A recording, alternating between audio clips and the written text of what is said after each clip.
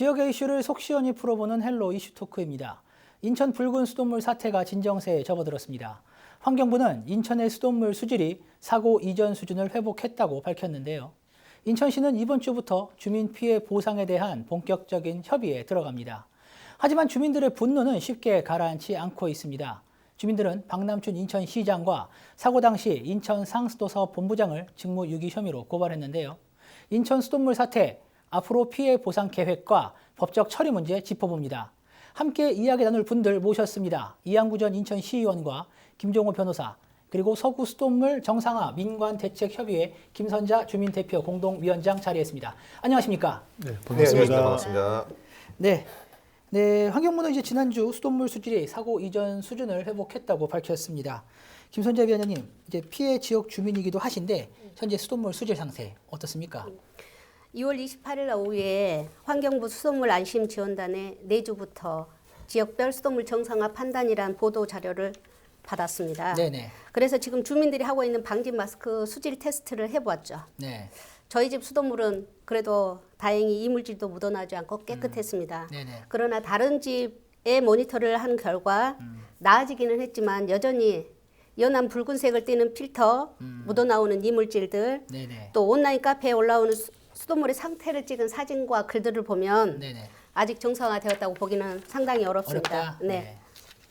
알겠습니다. 그럼 환경부에서는 어쨌든 수질은 이제 이전 수준을 회복했다라고 발표를 했는데 환경부 발표 이후 주민들 반응은 어때요? 수질 이전 수준 회복 발표? 주민들은 콧방귀를 낍니다. 아주. 네네. 어이가 없고 황당하다는 반응들이 다수죠. 아직 필터 색도 붓고 물티슈 테스트를 해도 붉은색과 이물질들이 묻어 나오고 있고 네네. 네. 환경부에서는 수질 이전 수준 회복 발표를 했는데 네. 인천시나 환경부나 또 거짓말을 한다. 주민들은 화를 많이 내시고 욕도 엄청 하시고들 계십니다. 네. 저는 민간 대책위에서 회의를 하면서 지금 진행 사정을 알고 있어서 예. 수질 이전 수준 회복이라는 표현이 공천 전수장에서 공급되는 수돗물의 수질이라는 의미로 받아들였습니다. 네네. 그러나 주민들은 내 집에서 내 수도꼭지에서 나오는 물이 아직도 붉은색인데 또 이물질도 계속 나오는데 네. 수질 이전 수준 회복 공감할 수 있겠습니까? 절대 아니죠. 주민 눈높이의 설명이 필요했던 거죠. 지금 네. 공급되어져 있는 수돗물의 상태가 어떤 거고 어떤 조치를 하고 있고 어느 과정을 통해서 어느 시점에 네. 이전 수준의 회복을 할 수 있다. 이렇게 설명을 해야 되는 거죠. 제가 볼 때는 상세한 결과 설명이 제대로 이루어지지 않고 환경부의 입장에서만 급하게 발표를 했죠. 주민들은 분노를 더 토로하는 겁니다.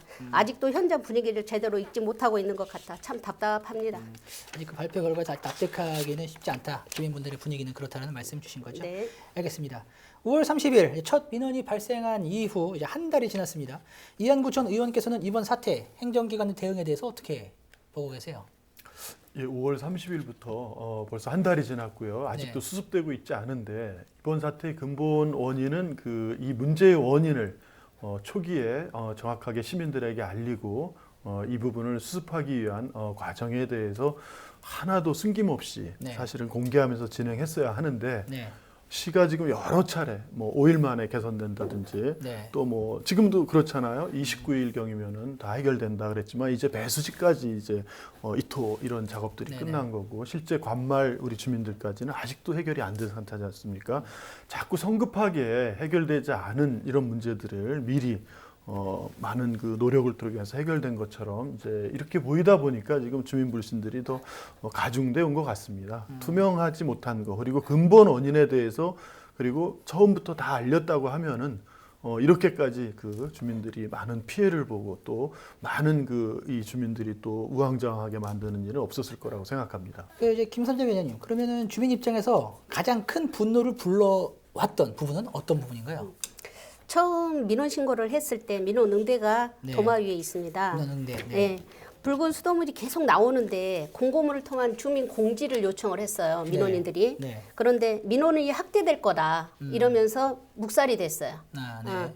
민원이 제기된 곳에서 또 수돗물 취수를 했는데 주민들 눈높이에 보기에는 그게 붉은 수돗물인데 이게 수질 검사를 하니 적합하다.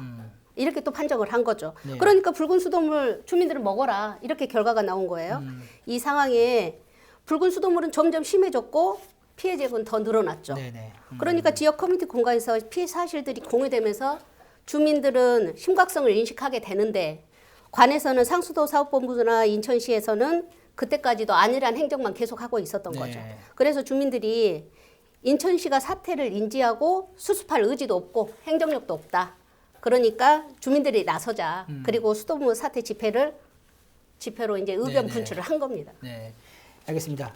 인천시는 이번 주부터 수돗물 피해 지역 주민 그리고 전문가와 함께 협의회를 구성해서 보상 문제를 논의하겠다고 밝혔습니다. 김종호 변호사님, 네. 인천시도 앞서 보상 계획에 대해 언급한 바가 있죠. 예, 그렇습니다. 그 5월 30일 적수 상태 이후에 초반에는 좀 안일한 대응을 했지만 이후에 주민들의 반발이라든가 여론이 좀 나빠지면서 그 부랴부랴 좀 보상안을 발표한 바가 있습니다. 네. 뭐 가정에서 쓴 생수 비용이라든가 필터 교체비, 뭐 저수 청소비 네. 등을 뭐 지원한다는 방안을 발표했었고 나아가서는 적수 피해 지역의 상수도 요금 전액을 정상화될 때까지 종료되는 시점까지 면제해주겠다라고 네네. 나왔고요. 또 의료비 등의 경우에도 실비 지원할 방침으로서 발표가 되었습니다. 근데 이 부분에 대해서는 조금 안일하고 미봉책적인 보상 계획이라는 어떤 부분에서 시민들의 조금 불안과 울분을 네네. 샀던 부분이 있고 네네. 하지만 좀 다행히도 지난달 28일에는 뭐 피해보상 협의회를 구성을 하겠다라고 이야기가 나오고 있습니다. 네네. 그 내용에 조금 진일보된 부분이 있는데요. 서구, 강화, 뭐 영종 등 피해 지역 주민하고 전문가 20여 명 정도를 안팎으로 구성을 해서 네네. 보상 문제를 새롭게 논의를 하겠다. 이 피해 보상의 규모는 어떻게 할 건지 쟁점적으로 이야기를 나누고요. 나아가서는 과거에는 소상공인들의 영업 손실 같은 부분에 대해서 보상 계획이 없다라고 밝혔었는데 네네. 이런 부분에 대해서도 한번 검토를 해보겠다라고 해서 조금은 기대해 볼 만한 상황이 아닌가 싶습니다. 네, 알겠습니다. 무엇보다 피해 보상을 해주려면 이제 근거가 있어야 할 텐데요. 피해를 입더라도 일일이 근거를 마련하기가 쉽지 않을 텐데 이 부분은 어떻습니까? 사실 이 피해라는 것의 범주가 네. 적극적인 손해와 그 소극적인 손해를 나눌 수 있습니다. 네네. 그 적극적인 손해라 함은 뭐 생수를 사신 거, 네네. 정수 필터를 구입하신 것들은 어쩌면 영수증을 첨부할 수 있기 때문에 조금은 쉽게 이 예. 부분에 대해서 준비가 가능하신데 네. 제가 조금 우려하는 부분은 이 부분이 아니라 영업을 못했다거나 네네. 이런 어떤 적수 사태로 인한 정신적인 어떤 피해 네. 그리고 기타 뭐 어떤 가정에서 발생할 수 있는 이 설거지도 못하고 이런 상황에서 발생하는 소극적 피해들을 어떤 식으로 보상이 될 것인가는 조금 의문이 들고요. 네네. 다만 지금 상황에서 피해 주민분들께서는 자기신이 당하고 있는 피해 상황에 대해서 적극적으로 증거 자료를 남겨놓으시고요. 네네. 거기에는 영수증 같은 건 당연한 것인데 집에서 적수가 계속 나와 있는 동영상이라든가 사진을 찍어 놓으셔서 나중에 피해 보상을 받으실 때 조금이라도 피해 손해를 보전하실 수 있는 방안을 네네. 준비하셨으면 좋겠습니다. 알겠습니다.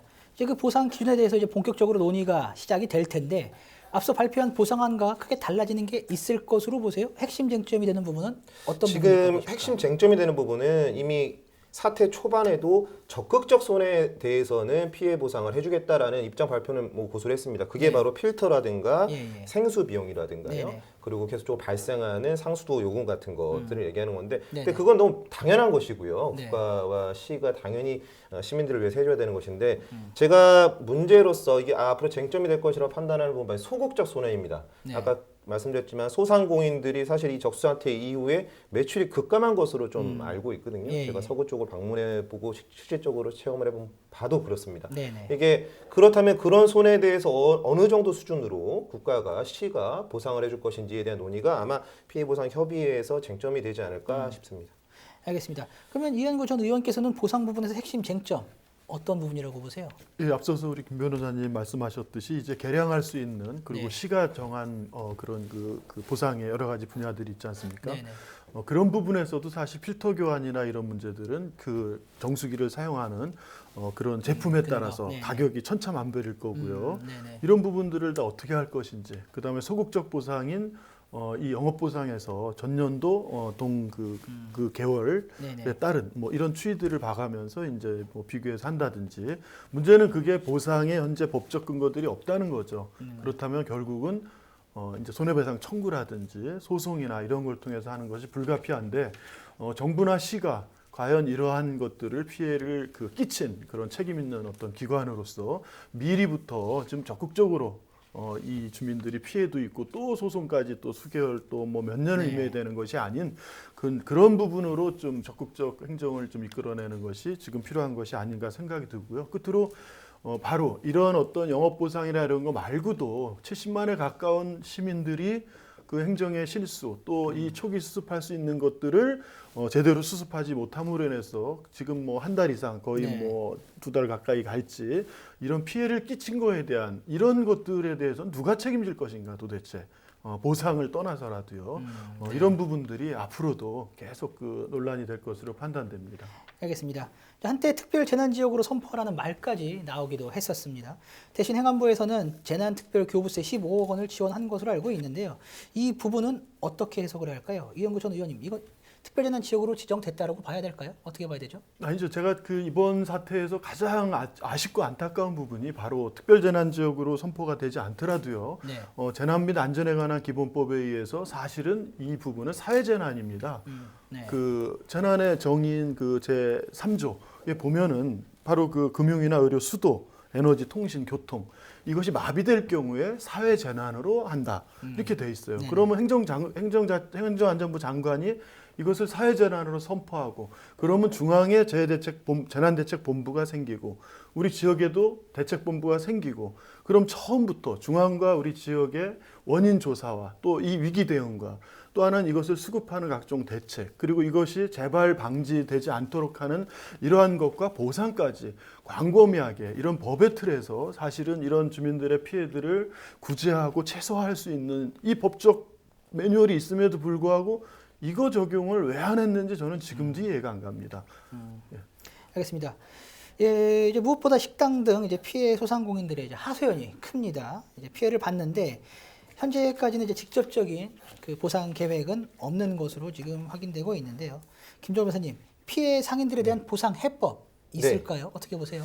우선은 저희가 반면교사 삼을 수 있는 부분이 무엇이냐면 그 과거에 이런 피해 보상 부분들에 대해서 시나 정부가 적극적으로 대응을 해주지 못했던 부분이 있는데 네. 지난해 11월에 혹시 KT 그 아현지사 네네. 화재 사건 기억하실 겁니다. 네네. 그때 이제 소상공인들이 큰 피해를 봤는데 그 이유가 무엇이냐면은 무선 통신이 손상되고 카드기가 먹통이 되면서 그 카드 결제 단말기로 인해서 피해 상인들의 네네. 많이 발생한 부분이 있습니다. 네네. 한 4개월여 동안 KT와 이제 소상공인 단체가 보상을 놓고 갈등을 빚었는데 굉장히 긍정적인 어떤 결과가 도출이 됐어요. 네. 이 부분에 대해서 이 소극 손해를 어떻게 입증할 것인가에 대해서 서로 이야기가 공방이 많았던 걸로 기억을 하지만 네. 결국에는 이 피해 기간에 따라서 적정한 수준의 피해 보상을 하겠다라는 서로 협의가 이루어졌습니다. 네네. 보상위원 통계청의 이제 자료하고 국세청 자료, 상인들이 내놓은 손실액 등을 바탕으로 선정이 됐고요.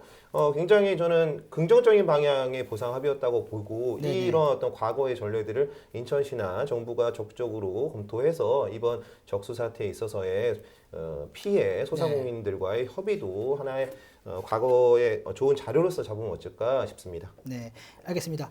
무엇보다 주민들의 입장이 가장 중요할 텐데요. 김선재 위원님, 주민들은 이번 사태 피해 보상에 대해서 어떤 입장이세요? 이번 환경부가 발표했듯이 100% 이거는 인재다 이렇게 네. 환경부가 발표를 했어요. 네네. 이 전제로 이번 사태에 소요된 실비, 네. 생수구입비, 주방 세탁기, 샤워기 필터 교체비, 그다음에 정수기 필터 교체비, 네네. 또 보일러 온냉수 급수로 인한 고장에 대한 수리 비용, 네네. 뭐 수질로 인한 의료비 이런 거는 뭐 전부 100% 보상을 받아야 되겠다. 네네. 그리고 정신적 피해 보상도 분명히 받아야 한다. 뭐 이런 네네. 다양한 의견들이 많은데요. 네네.